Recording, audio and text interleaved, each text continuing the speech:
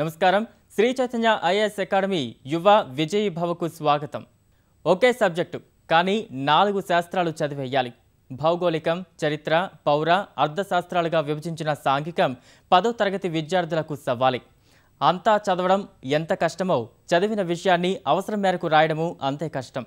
అయితే పక్కా ప్రణాళికతో ఏ విభాగానికి ఎంత సమయం కేటాయించి రాయాలో తెలిస్తే 10వ తరగతి సాంఘిక శాస్త్రం తేలికే. ఇందుకు సంబంధించిన విలువైన సలహాలు, సూచనతో సిద్ధమైంది యువ విజయీ భవ.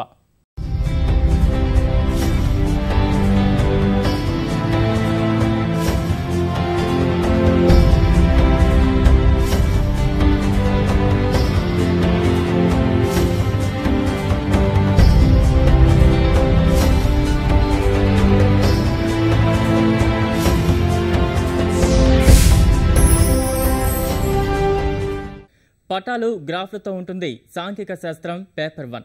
అర్థమైతే ఈ పరీక్ష అంత తేలిక మరొకటి లేదు. పొరపాటుకు ఆస్కారమిస్తే మాత్రం చిక్కులే. అందుకే చదివేటప్పుడు మాత్రమే కాదు, ప్రశ్నను చూసేటప్పుడు అర్థం చేసుకుని ముందుకు సాగాలి. అప్పుడే ఈ పరీక్షలో మంచి మార్కులు తెచ్చుకోవచ్చంటూ సాంఘిక శాస్త్రం ఉపాధ్యాయురాలు స్నేహ విలువైన సూచనలు చేశారు.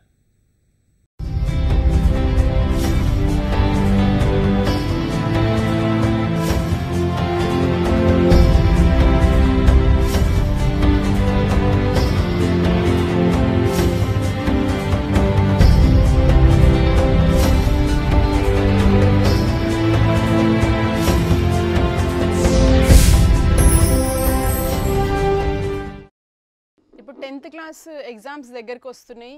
ఐదర్ పేరెంట్స్ అన్నా స్టూడెంట్స్ అన్నా చాలా టెన్స్డ్ అప్ ఉన్నారు. బికాజ్ ఇప్పుడు సిలబస్ ఏదైతుందో చేంజ్ అయింది.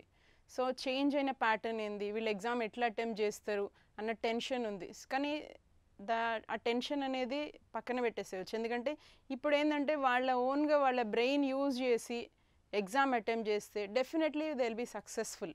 జనరల్ అవేర్నెస్ కూడా ఉండాలి క్వశ్చన్ పేపర్ అటెంప్ట్ చేసేటప్పుడు.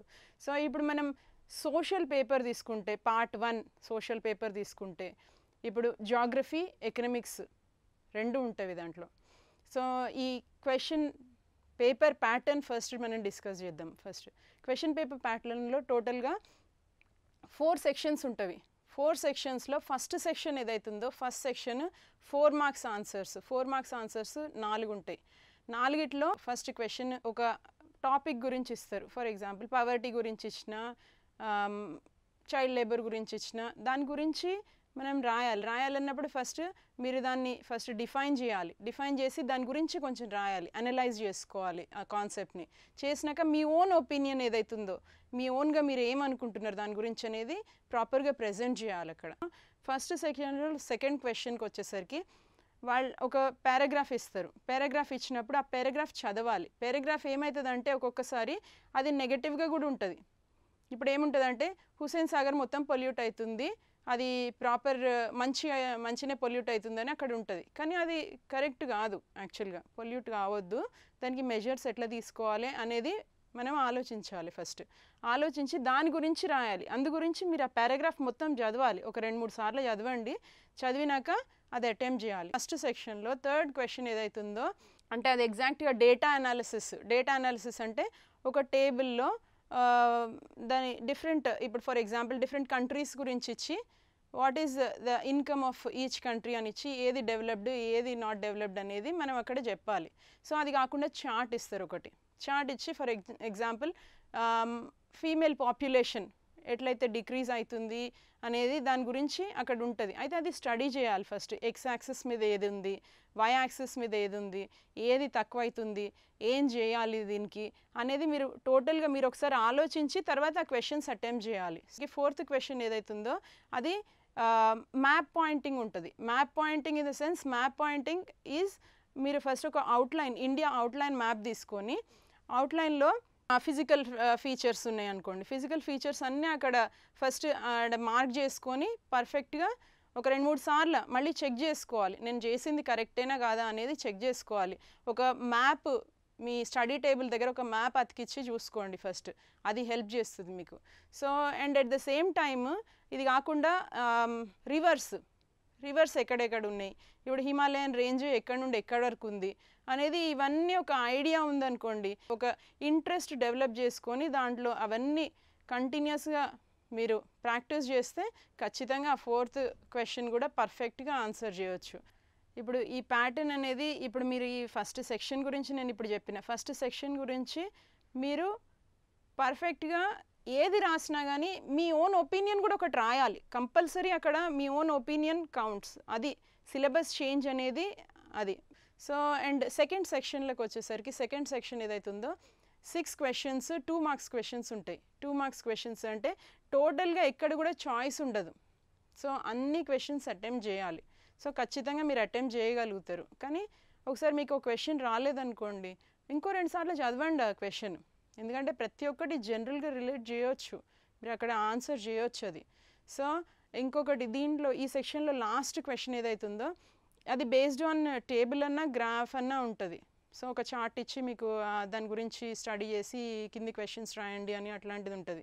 సో అదే ఒకసారి ప్రాపర్గా మీరు చదివితే ఖచ్చితంగా వస్తుంది, ఆ క్వశ్చన్స్ అన్నీ అటెంప్ట్ చేయొచ్చు. తర్వాత థర్డ్ సెక్షన్కి వచ్చేసరికి థర్డ్ సెక్షన్ ఏదైతుందో 1 మార్క్ క్వశ్చన్స్ 7 ఉంటవి. 1 మార్క్ క్వశ్చన్స్ అంటే ఫర్ ఎగ్జాంపుల్ ఒక దాని గురించి ఇచ్చిండ్రు అనుకోండి, దాని గురించి ప్రాపర్గా రాయాల్సి వస్తుంది. అంటే మీ ఓన్గా ఇప్పుడు ఫర్ ఒక డెఫినేషన్ మీరు మగప్ అయిపోయి అది కరెక్ట్గా అది గుర్తు రాలే, నాకు వర్డ్ గుర్తు రాలేదు, నేను రాయలేను అని టెన్షన్ ఫీల్ అయ్యాల్సిన అవసరమే లేదు. మీ ఓన్గా అది డిఫైన్ చేయవచ్చు, మీ ఓన్గా డిఫైన్ చేయవచ్చు. ఏది కూడా కరెక్ట్గా మీరు చదివినట్టే అదే అదే వర్డ్స్ అదే సెంటెన్స్లు రాయాల్సిన అవసరం ఏం లేదు. మార్కుల గురించి కంటెంట్ ప్రాపర్గా ఉంటే ఖచ్చితంగా మార్క్స్ వస్తాయి, ఆటోమేటిక్గా వస్తాయి. సో ఇది third part, that is 1 mark questions. 1 mark questions అయిపోయినాక 4th సెక్షన్కి పోయేసరికి 4th సెక్షన్లో ఆబ్జెక్టివ్ ఉంటుంది. ఆబ్జెక్టివ్ క్వశ్చన్స్ అరౌండ్ 20 ఉంటవి, హాఫ్ మార్క్వి.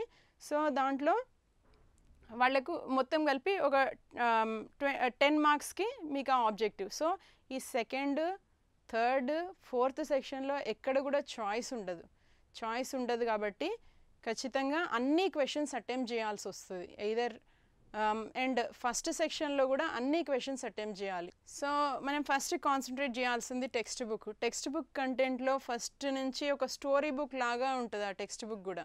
సో ఫస్ట్ థింగ్ ఏంటంటే ఫిజికల్ ఫీచర్స్ ఆఫ్ ఇండియా అన్నప్పుడు ఇండియాలో ఎక్కడెక్కడ ఏమేమి ఉంటాయి అనేది అది ఉంటుంది. తర్వాత ఇండియాలో నెక్స్ట్ డెవలప్మెంట్ అనేది నెక్స్ట్ పార్ట్ డెవలప్మెంట్ అనేది how is it possible, agriculture, primary sector, secondary sector, tertiary sector అనేది డెవలప్మెంట్, ఆ సెక్టర్స్లో డెవలప్మెంట్.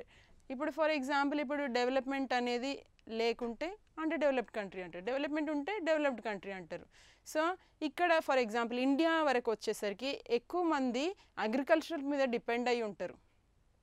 సో అగ్రికల్చర్ మీద డిపెండ్ అయి ఉంటారు కాబట్టి వీళ్ళకు మెయిన్గా ఏం అవసరం ఏంది, ఫస్ట్ రెయిన్ఫాల్ అనేది మోస్ట్ ఇంపార్టెంట్. రెయిన్ఫాల్ అది ఇప్పుడు వర్షం అనేది ఖచ్చితంగా వర్షం మీదనే డిపెండ్ అయి ఉంటారు. సో అది అందు గురించి మనం నెక్స్ట్ యూనిట్లో ఏం చదువుతాం, క్లైమేట్ అండ్ రివర్స్ ఎక్కడెక్కడ నుండి ఫ్లో అవుతున్నాయి, ఆ రివర్స్ అనేది ఆ రివర్స్ నుండి వచ్చినాక తర్వాత ఫర్ ఎగ్జాంపుల్ నీళ్ళు తక్కువ వచ్చినాయి అయితే ఏమవుతుంది, పావర్టీ వస్తుంది. పావర్టీ ఉంటే ఏమవుతుంది, నెక్స్ట్ మైగ్రేషన్ అనేది పాసిబుల్, ఒక దగ్గర నుండి ఒక దగ్గరికి మైగ్రేట్ అవుతారు. సో ఇది యాక్చువల్గా సిలబస్ మీది. అయితే ఇది సింపుల్ థింగ్ ఏంటంటే డెవలప్మెంట్, నెక్స్ట్ అగ్రికల్చరల్ సెక్టర్ అనేది బ్యాక్వర్డ్ ఉంటే మైగ్రేషన్ ఈజ్ పాసిబుల్. నెక్స్ట్ తర్వాత ఇప్పుడు ప్రెజెంట్ ట్రెండ్ ఏంది, గ్లోబలైజేషన్ గురించి మనం మాట్లాడుతున్నాం. గ్లోబలైజేషన్ అనేది ఏంది అనే దాని గురించి నెక్స్ట్ తర్వాత లాస్ట్ యూనిట్ ఏదైతుందో in paper 1 is sustainable development అనగానే ఆ వర్డ్ చూడగానే ఏదైనా కొత్తది అనుకోవద్దు. అది ఏంటంటే ఇప్పుడు ఈ జనరేషన్కే కాకుండా ఫ్యూచర్ జనరేషన్స్ని కూడా దృష్టిలో ఉంచుకొని డెవలప్మెంట్ అనేది మనం చూడాలి అనేది. సో ఇది ఓవరాల్గా మీరు నిజంగా టెక్స్ట్ బుక్ చదివినప్పుడు ఫస్ట్ నుంచి యూనిట్స్ చదువుతుంటే అదొక స్టోరీ లాగా ఉంటుంది. సో పర్ఫెక్ట్గా చదివితే మీకు ప్రతి ఒక్కటి రాస్తారు, ప్రతి ఒక్కటి అటెంప్ట్ చేయగలుగుతారు. సో ఈవెన్ మీరు ఆ పిక్చర్స్ చూసినా కానీ, ఫర్ ఎగ్జాంపుల్ ఒక పిక్చర్ ఉంటుంది ఆ టెక్స్ట్ బుక్లో, ఏంటంటే ఒక 4 చైర్స్ వేసి ఒకడే వండుకొని ఉంటాడు. అదే ఇంకొక దగ్గర 2 చైర్స్ వేసి 4 కూర్చుంటారు. అయితే అది that is what is rich and poor, developed and under developed. So మీరు ఎప్పుడైతే ఆ బుక్ని అబ్జర్వ్ చేసి రెగ్యులర్ న్యూస్తో కాంటాక్ట్ ఉండి చేస్తే ఖచ్చితంగా you will be successful in the exam. So concentrate చేసి ఇప్పుడు మీరు ఈ సెక్షన్స్ అన్నీ రాసినాక అన్ని క్వశ్చన్స్ చదివి మళ్ళీ ఒకసారి క్వశ్చన్ పేపర్ చదివి, సో ఆ ఆన్సర్ నేను కరెక్ట్ రాసినా లేదా, ఆ ఆన్సర్కి ప్రాపర్గా నేను రాసినా లేదా, సో అదంతా అనలైజ్ చేసుకొని ఎక్కడన్నా మీకు తప్పు అనిపిస్తే ఇమీడియట్గా కరెక్ట్ చేసుకోవచ్చు అక్కడ. And at the same time when ఎగ్జామ్లో అటెంప్ట్ చేసినప్పుడు కూడా, ఇప్పుడు for example first section attempt చేసినప్పుడు ఫస్ట్ సెక్షన్ ఆన్సర్స్ అన్నీ అక్కడే రాయడం బెటర్. నెక్స్ట్ సెకండ్ సెక్షన్కి, next third, next fourth. So అట్లా పోతే ఆ ఫ్లోలో సో మిమ్మల్ని ఎగ్జామినర్ చూసేది కూడా ఏంటంటే ఫస్ట్ క్వశ్చన్ జనరల్ క్వశ్చన్ ఎందుకు, సోషల్లో జనరల్ అవేర్నెస్ అనేది ఉండాలి, ఒక స్టూడెంట్కి ఉండాలి. ఇప్పుడు పవర్టీ గురించి ఖచ్చితంగా ఒక సోషల్ స్టూడెంట్ కాబట్టి తెలిసి ఉండాలి అనేది అక్కడనే టెస్ట్ చేస్తారు మిమ్మల్ని. So and at the same time ఒక డేటా ఉంది, డేటాని ఎట్లా అనలైజ్ చేసుకోవాలి అనేది అక్కడ టెస్ట్ చేస్తారు. So every question in the question paper మిమ్మల్ని అన్ని లెవెల్స్లో టెస్ట్ చేస్తారు కాబట్టి so be very careful with the exam paper and attempt it well. ఎందుకంటే ఇప్పటికి మీరు అన్ని యూనిట్స్ పర్ఫెక్ట్గా చదివేసి ఉంటారు. So and at the same time so ప్రాపర్గా టైంని మేనేజ్ చేసుకొని ఎగ్జామ్ హాల్లో ఒక వాచ్ తీసుకొని అక్కడ టేబుల్ మీద పెట్టుకొని ఏ టైం నుండి ఏ టైం వరకు నేను ఏ క్వశ్చన్ రాస్తున్నా అనేది కూడా ఒక దృష్టిలో ఉంచుకొని అటెంప్ట్ చేయాలి. ఇప్పుడు కాసేపు విరామం.